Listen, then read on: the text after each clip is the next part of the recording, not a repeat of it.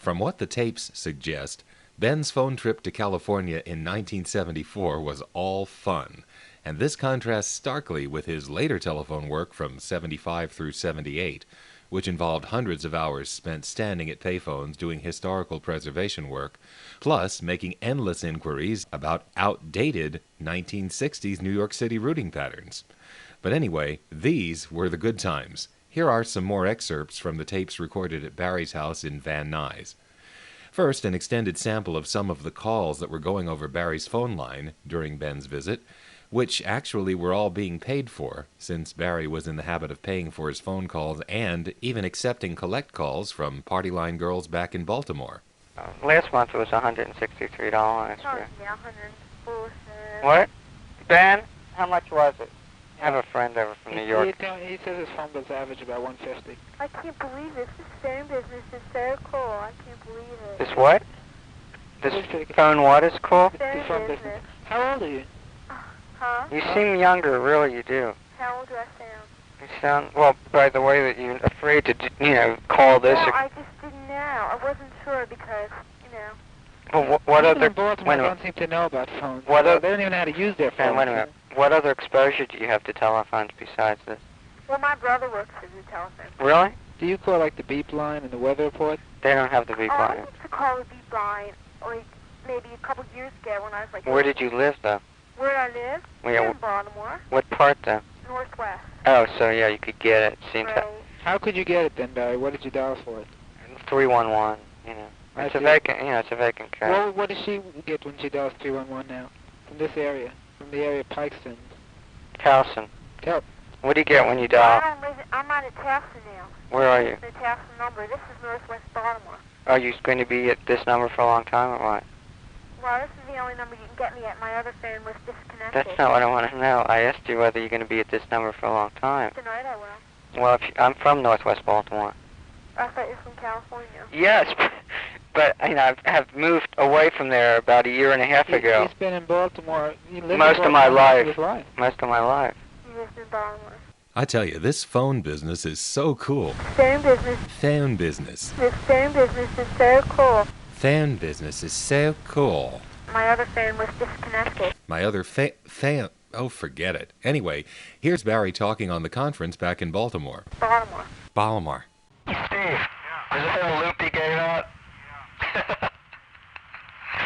I love this. This is funny.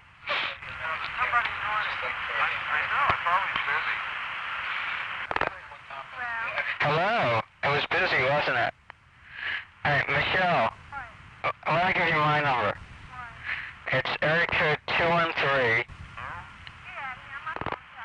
You can call collect.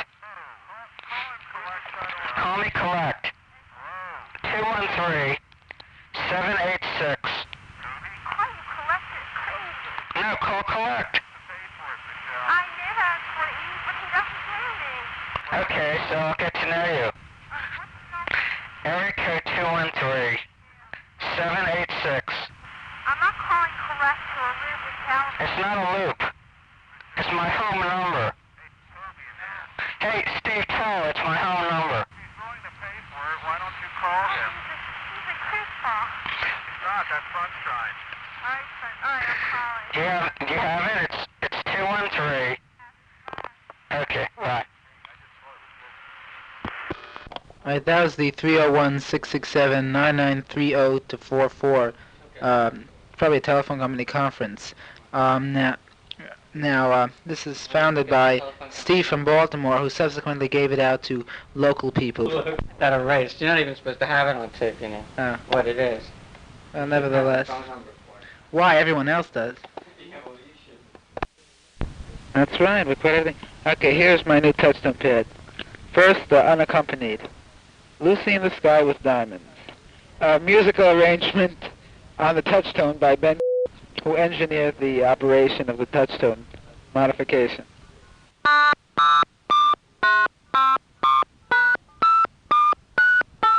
With plasticine seas and marmalade skies,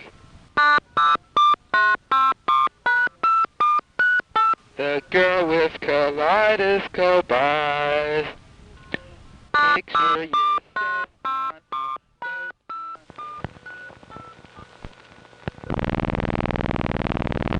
Phone's ringing. Better see who it is. Hello.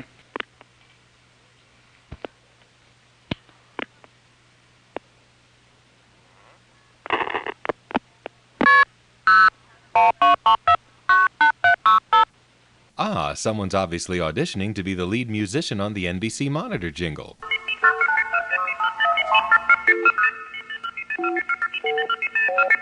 Seriously, though, this is a call from someone at a phone company switchboard who's calling Ben up and not only MFing tones in his ear, but making various call attempts, mostly to international destinations.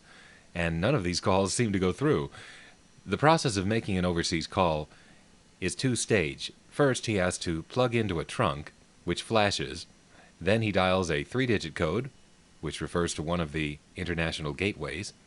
All of these, except Montreal's, which you weren't even supposed to use from the U.S., would answer with a flash and a tone, after which you would then dial the second sequence of numbers, which included the country code, area code, and local number, etc. Unfortunately, this tape was recorded at an extremely low level, but here are a few excerpts, noise and all. Yes, hello there. Yes, now, that's correct. Wait, go ahead. Oh,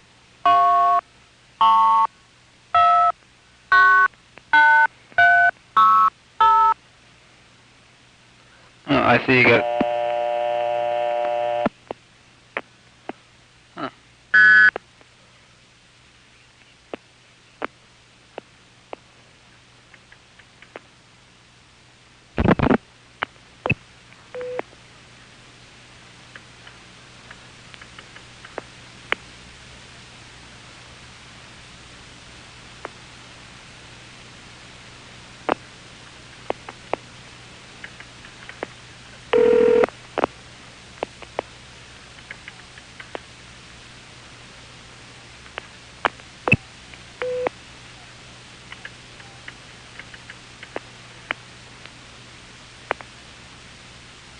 You're getting an L recording. I'm sorry. We're... What I was hoping. Did you know that Duffy confiscated the tone from the Montreal Center? That's for giving phone freaks access to overseas.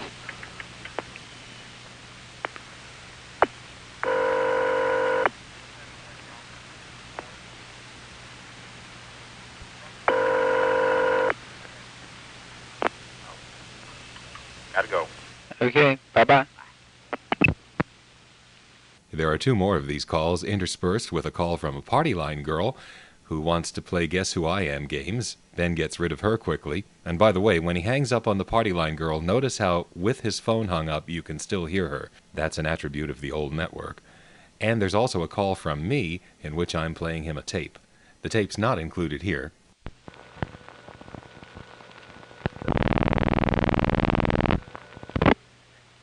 Hello there.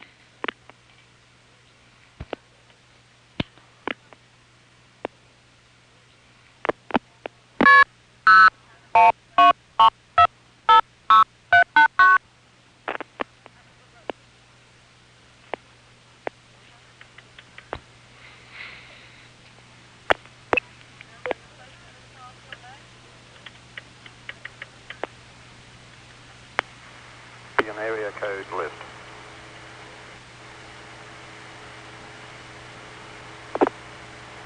This is a recording. The codes for all Australian international operators have been changed. Please consult the new Australian area code list.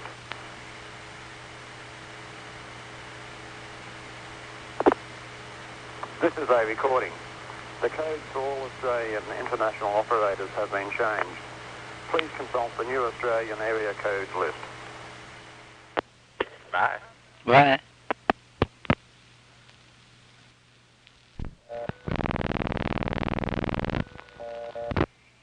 Hello. Hello, hi, Ben. Yes, who's calling? A person. Uh-huh. Who do you think? It's that idiot again.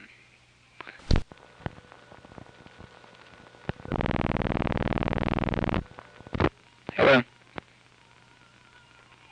Again? Hello? Who's this? This is, No. Who's this? Huh? Who are you? Me? Yeah. Who am I? Michelle? Michelle. Yeah. Huh? Look, I have no time for games now. I'm busy. What? Goodbye. What? What? Because I don't... You ready, Evan? Okay, here we go. The following tape is a production of Group Bell. Recorded me acting like an idiot. The following tape is a production of Group Bell. Up, hold it. Sorry, it just started to go under. I've got to clean the heads.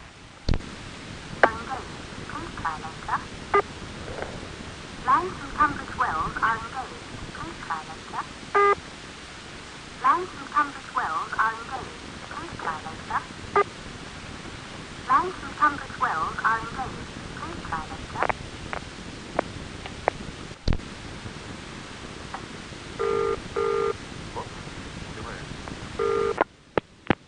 Ah, the joys of Radio Shack concert tape. High noise tape. Yes, sirree.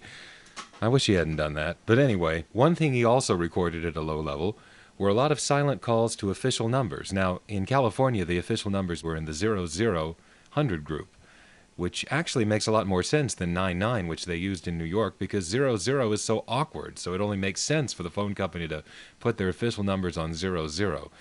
Phones in the switch room, when you would call them, the ringtone had a certain gurgly quality, which even though this is a low-quality recording, that does come through, so I'm leaving some of these calls in. So all of these calls are to numbers that are in the 0000 group of various LA prefixes. 786-0042.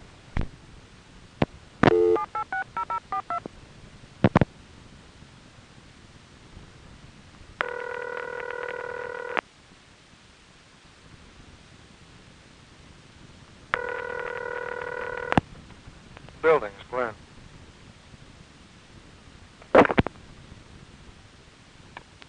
This guy has an answer machine. He just came back. Maybe I'll catch it again later.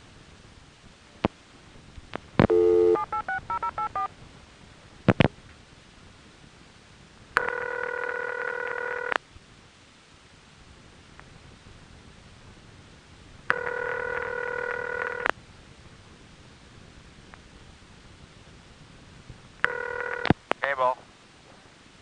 Who's on cable?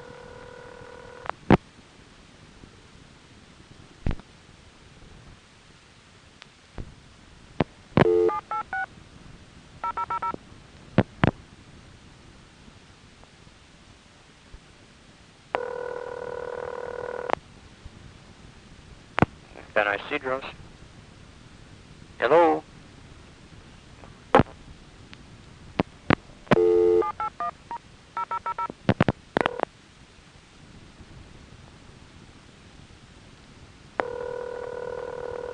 Van Isidros. Hello. Hello. Yes. Who's this? This is the Van Isidros office. Hi, this is Neefer. Hello, Neefer. I just picked up 10,002. Is anybody else on here? 60,000 rang in just a second ago, and nobody was on it either. Somebody's playing games. Okay. Bye. Bye.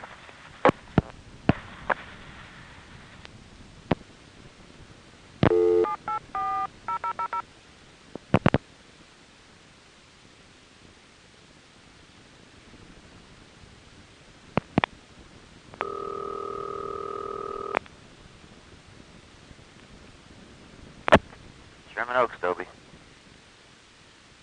Hello.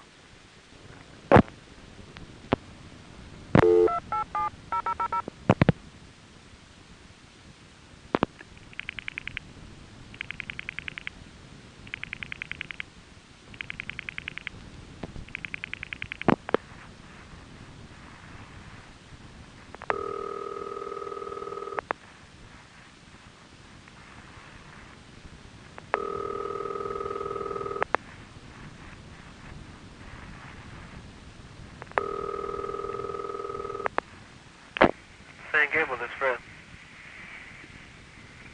Hello? Hello.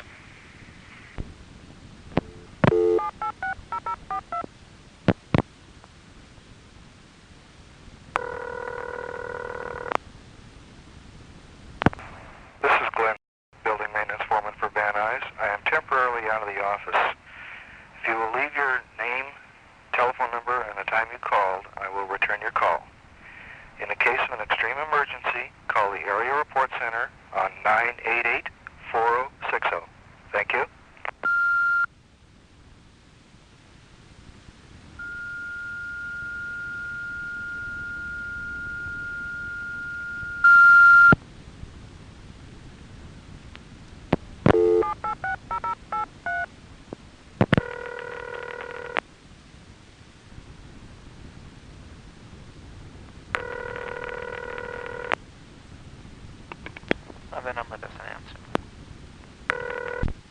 Here's a call to someone who turns up on California phone tapes quite a bit.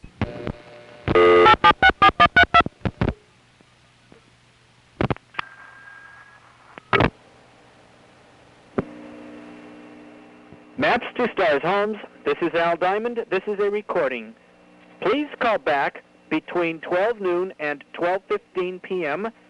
or 7 and 7:15 p.m. or 11 and 11:15 p.m.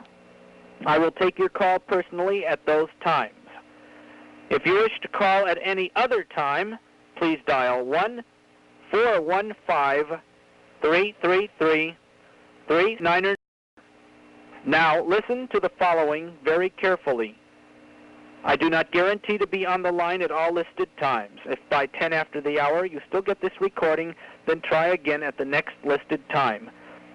Remember, I do not always get to a phone to monitor at the listed times, so do not expect me at all times to be answering your call at the 3 listed times. To reach me at 12, 7, or 11 p.m., call this number. If busy, then 851-0414. If busy, then 876-3111. If busy, then 278-4111. If busy, scan again, but keep trying. I'll stay on the line as long as necessary to get all calls.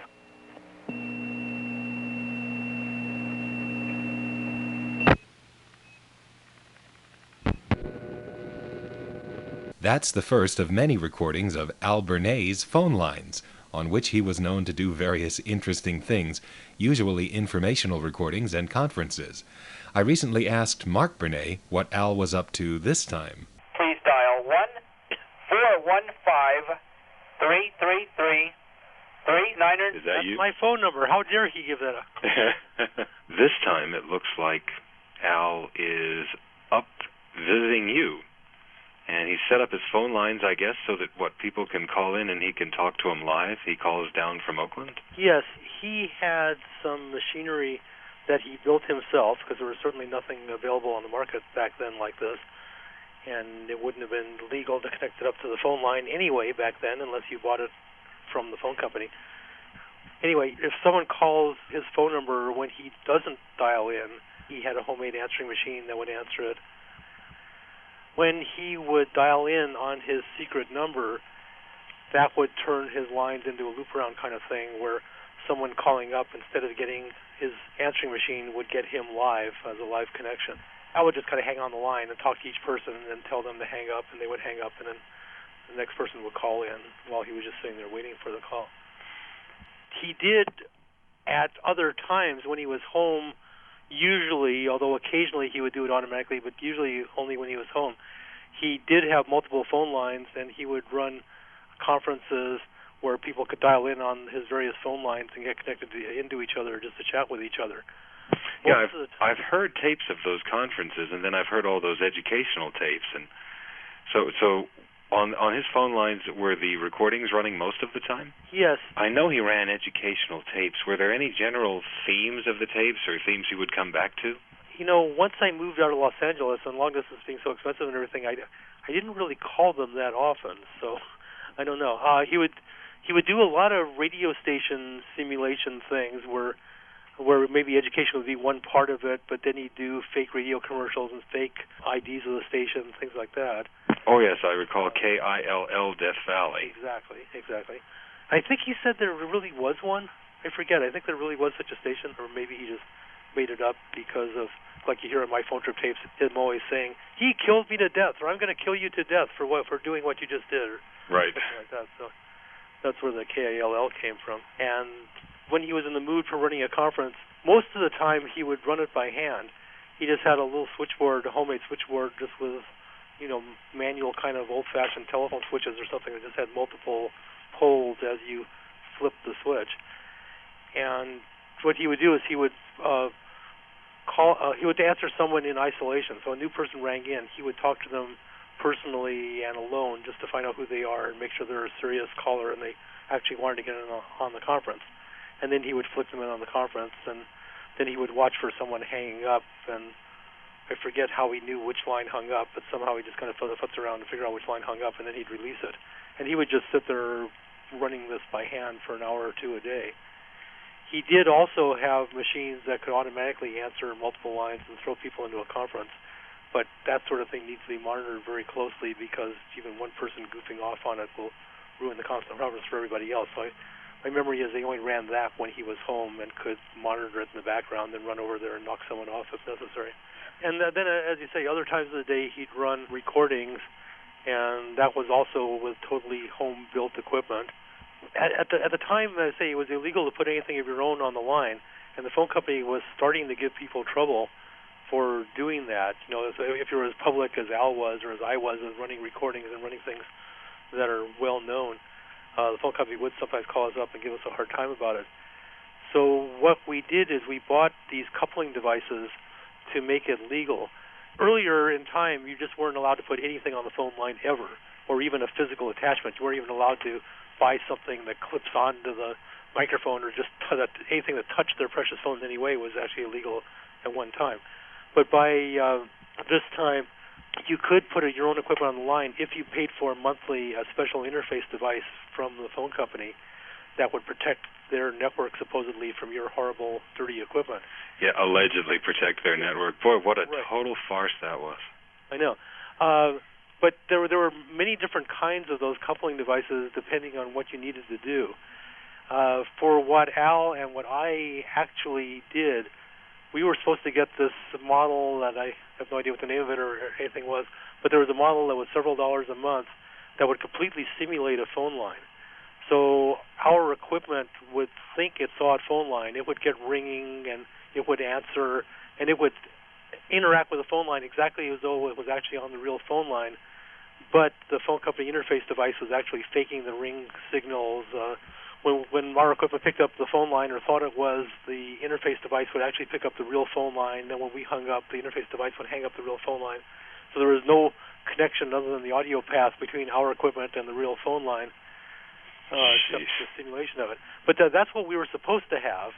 We discovered after a while that the phone company could care less what kind of interface device you had, so we just bought the cheapest one that was not suitable for what we were doing and could not do what we were using it for, and just left that sitting on the wall and unused.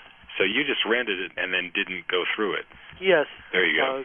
Because the cheapest one, I have a memory of it being 50 cents a month at the time or something. It was strictly like you'd buy today at Radio Shack to record off the phone line. It was purely an audio connection into the phone line, but couldn't answer or hang up or couldn't give any kind of supervision. Gotcha. So that's what we actually in practice bought, and the phone company never bothered us again as long as we were paying for something. Al's recordings were so well known in L.A. that when phone freak Dave Glendale began running recordings on his extra phone line, he borrowed liberally from Al. You have reached 240-2350. By the way, if you do decide that you're going to hang up on the great Dave Glendale on my very first recording, let me show you now what will happen to you.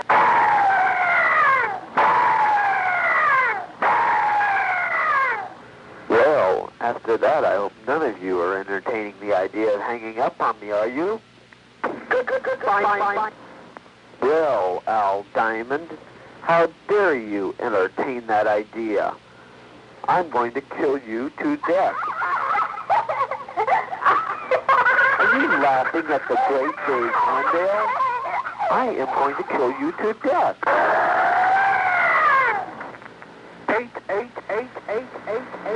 7777777777776.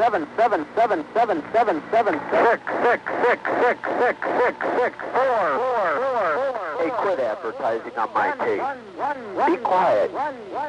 Shut up. These recordings are made possible They for the are boys not. who sell maps to Stars Home. Will you be quiet?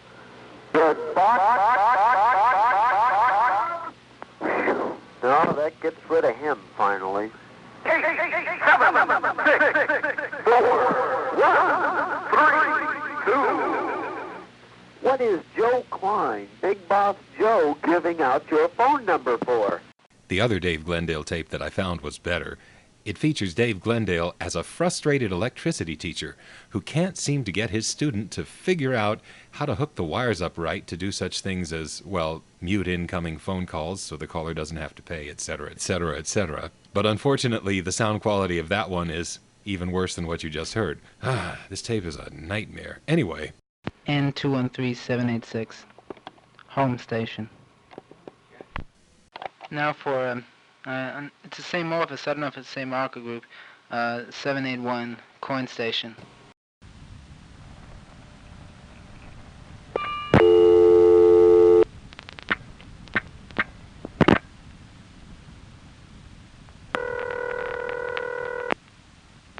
Directory assistance?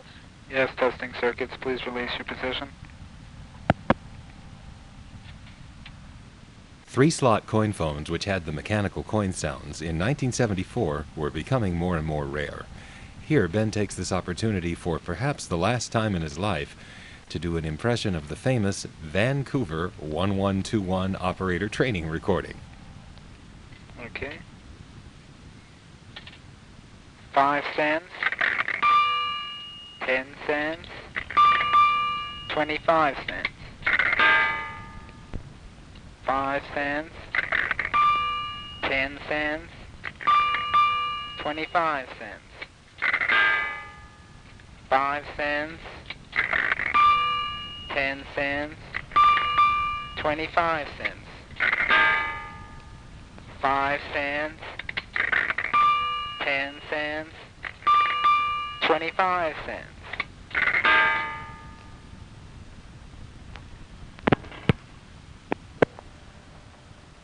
By the way, 781 was in the same Van Nuys building as 786, but in a different switch. In other words, a different marker group.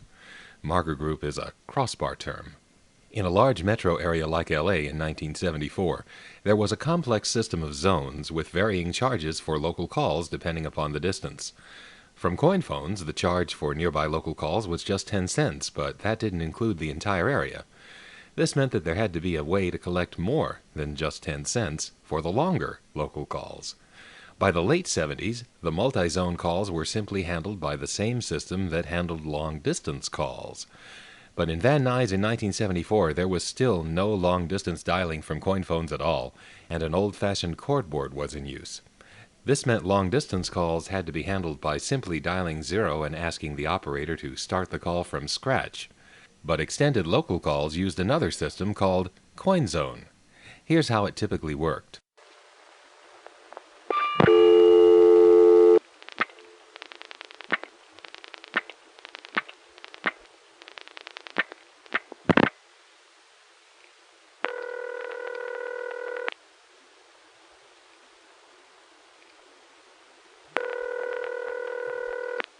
Ben's just dialed a number that's a 30-cent call from here.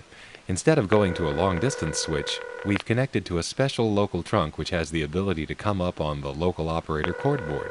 When the operator answers, the trunk circuit returns Ben's dime automatically. 30 cents for 3 minutes, please. Yes, one moment, please.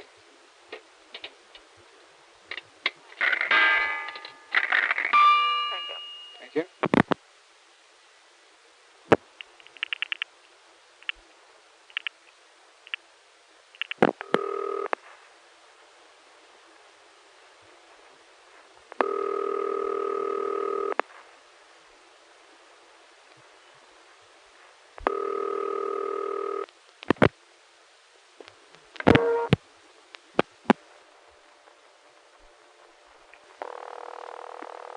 The operator stayed on the line only to hear Ben's deposit, and then when she pulls her cord out, the call goes through automatically again until such time as 3 minutes of actual conversation have passed. Then it calls the operator back to collect overtime.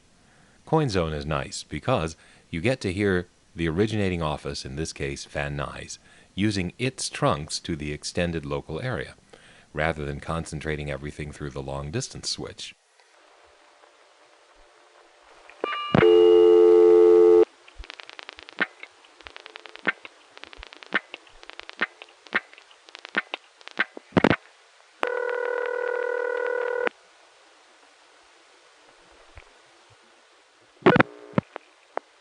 30 cents for 3 minutes, please.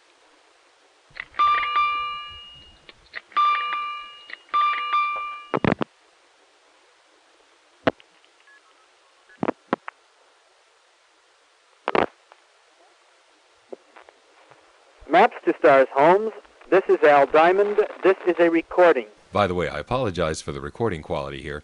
We heard this recording before on a better quality tape, so I'll just skip to the end. So you will be able to get your call in. Okay, so Al's recording has hung up, and because this goes out on local trunks, not through the long-distance tandem, we get the standard Crossbar 5 20-second holding time. So we'll get to stay on the line 20 seconds after Al hangs up, and then we'll hear Ben's money collected.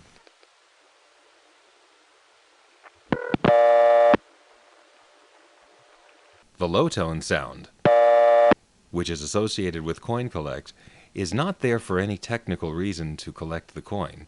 It's actually there for the benefit of service observing. In the 1970s, a small portion of phone calls were actually listened to by live service observers. The phone company had these to make sure the equipment and operators were working correctly. They weren't allowed to listen to the conversation, but they would listen to the entire setup of the call. These tones were there to tell the service observer that a coin was actually being collected or returned. Now the high tone, most often associated with phones off the hook, was used for coin return. In this next example, Ben actually asks the operator to press her coin collect and then return keys, and you hear the appropriate tones as she does so.